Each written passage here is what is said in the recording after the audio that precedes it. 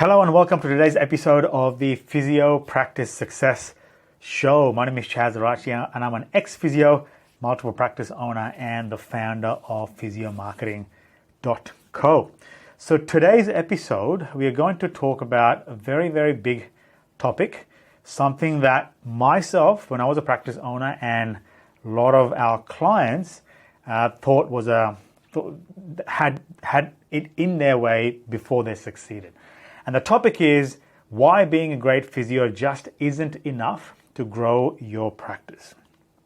Now, before I go ahead and mention anything about this particular topic, I just want to mention a couple of things first. What I'm about to mention to you might shake you up a little bit. Okay, so the reason why I'm saying all these things and putting these things out there is because this is what I personally experienced myself.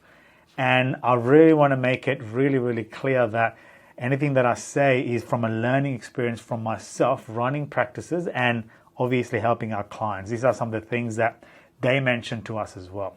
So just know that what you hear might shake you up a little bit or might get you to think a little bit differently, but I guess that's why you're here in the first place anyway, to try and learn a little bit more.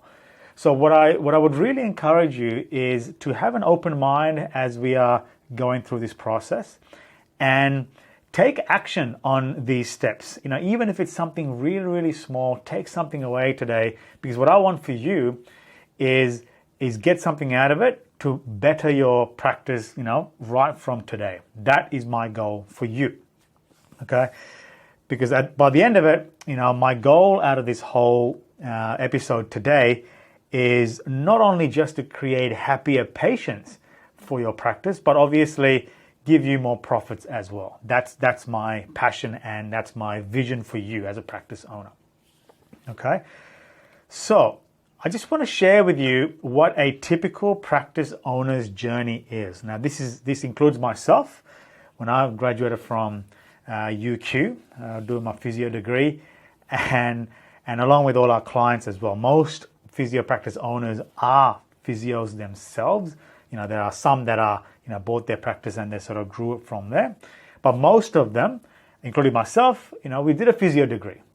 Now, as you may know, the physio degree just prepares you to be a great physio, a great treating clinician and a practitioner. That is its main purpose. Its main purpose.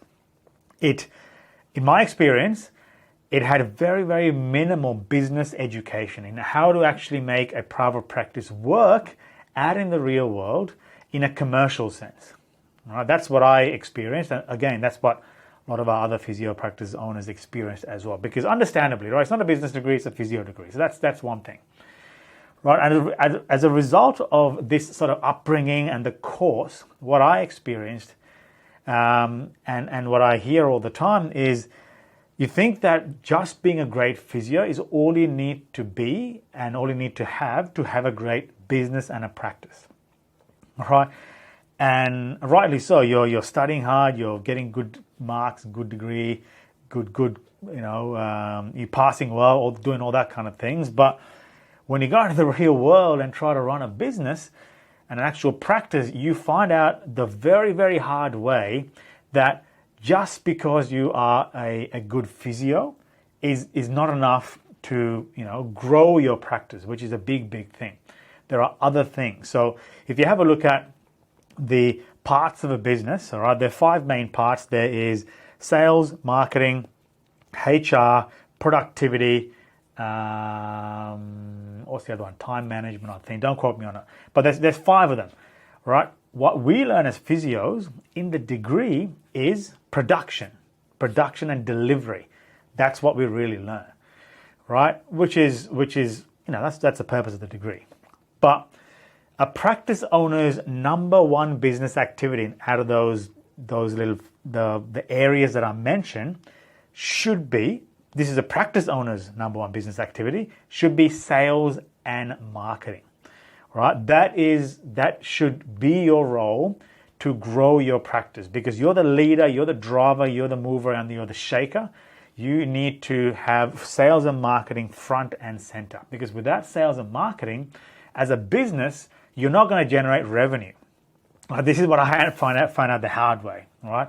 I had to learn how to do these things myself, right? So that should be front and center. Now, what I want to do with you to show how sales and marketing, how it's important, I want to share with you two incredible people that I've followed pretty much my entire life, who I think are phenomenal at sales and marketing, okay?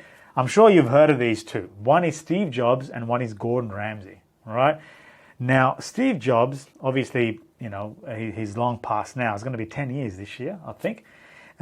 When he was alive, he, being the head of Apple, people thought he was, he was selling, computers, iPods, iPhones, whatever, right? But if you have a look at Steve and what he does for the company, he is just a sales and marketing machine. He's a genius, all right? That's what he did, okay? He had everything in place, for example, the production, the customer service, the delivery, all that kind of stuff set up in the background. But his main role was to make sure the sales and the marketing was on point, because that's the lifeline, that's the bloodline of a business, right? So I just want to share Steve Jobs because I'm pretty sure many of you would know his story, at least to a certain degree. And the other person, probably a better example, is Gordon Ramsay. All right, now Gordon Ramsay, when you really just look at him, Gordon Ramsay is a Michelin star chef. He's a chef, right? But if you didn't know, he has lots of restaurants around the world, but he doesn't do any of the cooking, or very, very little of it, maybe to train his staff, maybe. But there's very, very little cooking. But whenever he is out in the public face, whenever he's actually putting efforts into his own business, or whatever his line of restaurants, he's always in sales and marketing mode. All right.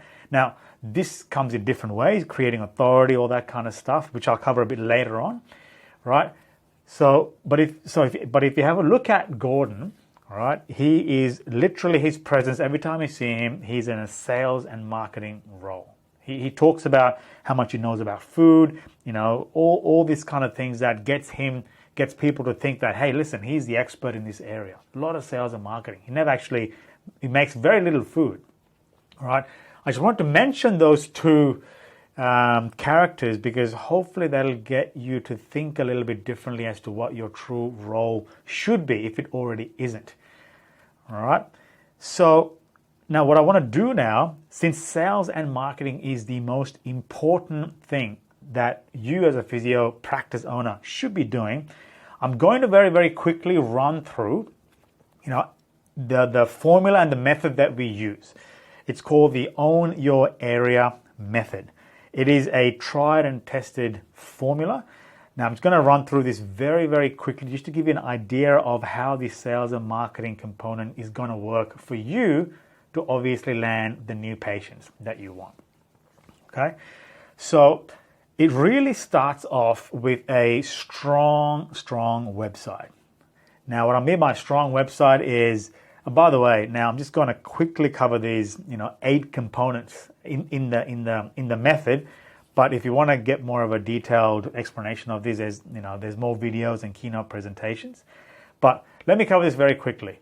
So number 1 is you need to have a very strong website, meaning that it needs to be built on a solid platform. It needs to be user-friendly. It needs to be focused on generating new patients and converting visitors into patients. It should be very, very centric on that. That's number 1. Number 2, and very importantly, is you need to be seen on maps, the Google Map Pack, right? Because whenever somebody searches for you online, especially on Google, all right, your name should be as high up in that map pack as possible. Right, because what this does is it makes it very, very easy and very quick for anyone who's searching for physio practices in your area to get to your website, to call you, all right, to see images about your practice, build a bit of rapport, see the reviews and things like that. It's very important that you're there, right? Because a lot of physio practices are doing this quite heavily now, and you need to make sure that you are very visible on maps. The third component is SEO dominance.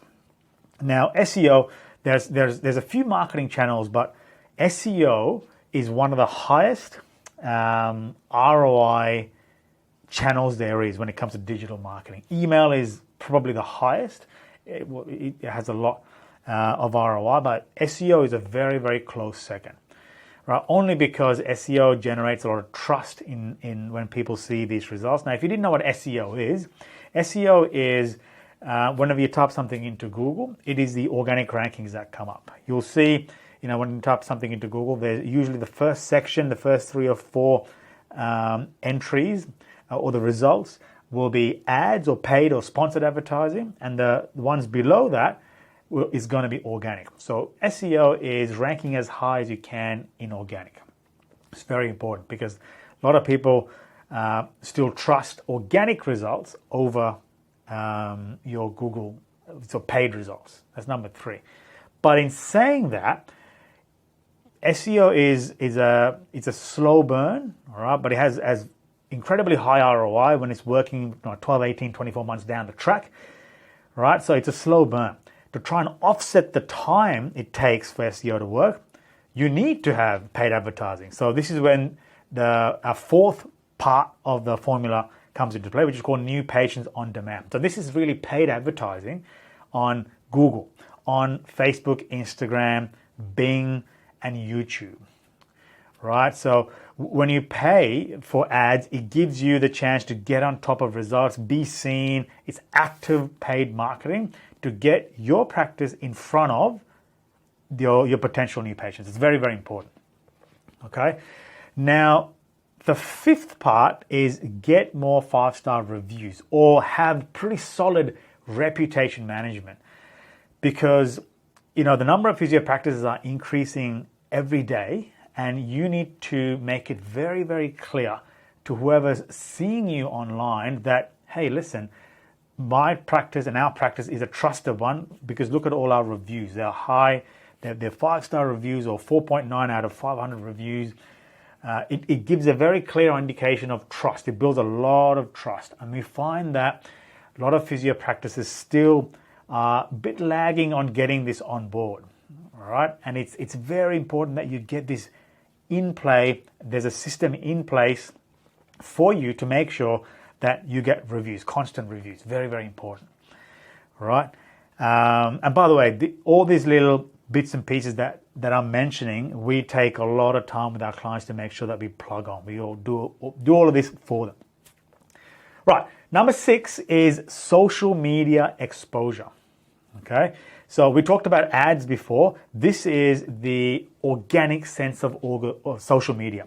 So Facebook, Instagram, Twitter, TikTok, LinkedIn, they're great social media platforms for you to actually get your practice out there, get more awareness, and then you can slowly get somebody who's never heard of your practice before to somebody who is now coming, visiting, and seeing your practice. It's very important that you have social media exposure as well.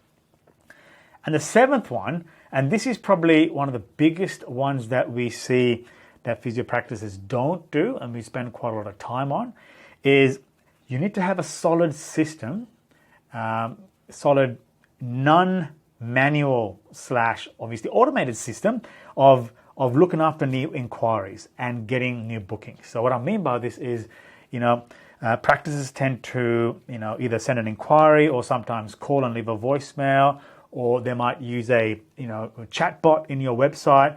They do little inquiries. They come and approach you and speak to you just briefly about it, about seeing and coming and booking in your practice. But we find that these appointments that are non-booked, but they've come to you, they don't get looked after quickly enough because it's too manual.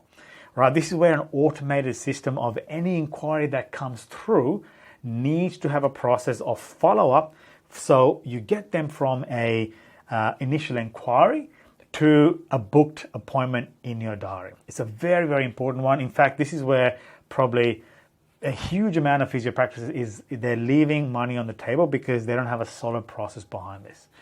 And this is something that we work pretty closely with our clients. Now, so if you've done all of those things, steps 1 to 7, then you have a very, very good chance of owning your area for new patients. It's that this is the process that we've used, and I've used on myself and on our practices to get it from even if you're not number one in your area for new patients, or even if you are, doing this process in sequence and making sure that you're consistent with it is going to give you the best chance to own your area for new patients. So I really hope that was really helpful. If you find that useful, all you have to do is if you want more content like this, there are some great resources happening they're at physiomarketing.co. Head over to the website, have a look around. There's some great demo videos. There's some great checklists there. There's some articles. There's some other podcasts and YouTube videos, etc. Things like that. Head over there. It's a great resource for you to actually grow your physio practice. Also, if you want to call us on 1-800-267-877 with any questions you have, we will absolutely be happy to do that as well.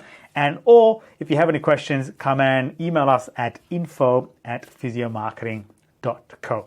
Now, one more thing I'll mention to you before I leave today's episode is if you have a question in the sales and marketing space for physio practices, email us that question or that topic to info@physiomarketing.co. I would love to do a presentation or an episode just like this for you, so you can take it on board and plug it straight into your practice to help it grow.